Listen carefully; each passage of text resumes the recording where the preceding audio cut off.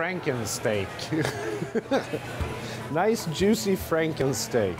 This fat, rare-cooked filet mignon is not what it seems. We used meat glue on cheap beef scraps to fake a steak good enough to please a professional chef. Looks pretty nice. It looks almost too nice.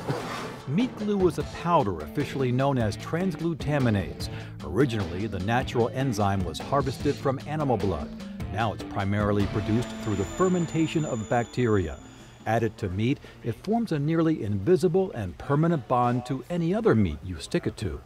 Chef Stephan Terrier of Porbaco Restaurant in San Francisco takes food seriously. He doesn't use meat glue in his restaurant, but like many chefs, he knows how it works, and he agreed to show us. This is just cubed beef. I'm going to take this powder now and dust it liberally over the meat pieces, and then just kind of tumble them around. The coated stew meat went into a circular tin to give it a nice round filet mignon shape. He also decided to make a New York strip out of thin cuts of round steak. Adding water makes a soupy glaze and an easier way to coat the meat. As you can see, this is really sticky. I'm gluing my fingers together. The final steps are to seal the meat in a vacuum bag, adding some pressure to the bond, and then it's off to the fridge to set overnight. And 24 hours later, we'll have steak.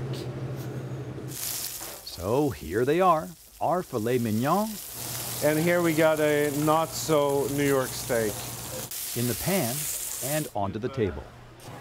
It tastes like meat. Our humble $4 a pound stew meat now looks like a $25 a pound prime filet. The FDA lists transglutaminase as generally recognized as safe. It's okay to eat cooked meat that's been glued. But here's the problem. The outside of a piece of meat comes in contact with a lot of bacteria, making its way from slaughterhouse to table. Usually, cooking a steak on the outside will kill all that off. The center of a single cut of steak is sterile, that's why you can eat it rare. But glue pieces of meat together and now bacteria, like E. coli, could be on the inside. Say somebody wants that filet steak rare, the center temperature is not going to reach the temperature that will actually kill the bacteria, and that's also really, really happy environment for things that can kill you. Pinning down who's using transglutaminase isn't easy. One meat company owner who wouldn't go on camera told us gluing meat is a common practice. And the most glued product by far, filet mignon, destined for the food service industry. An industry trade group told us meat glue is most often used where filet mignon is served in bulk, at a restaurant, banquet, cafeteria, or hotel. You ask yourself, how can they make money selling these cheap steaks all day long and that look really nice? And this is one way of doing it. Our results were dramatic and our stew meat filet looks good, but the American Meat Institute, a lobby for the meat industry, wants to stress meat glue is used in the industry to glue scraps of filet mignon back together.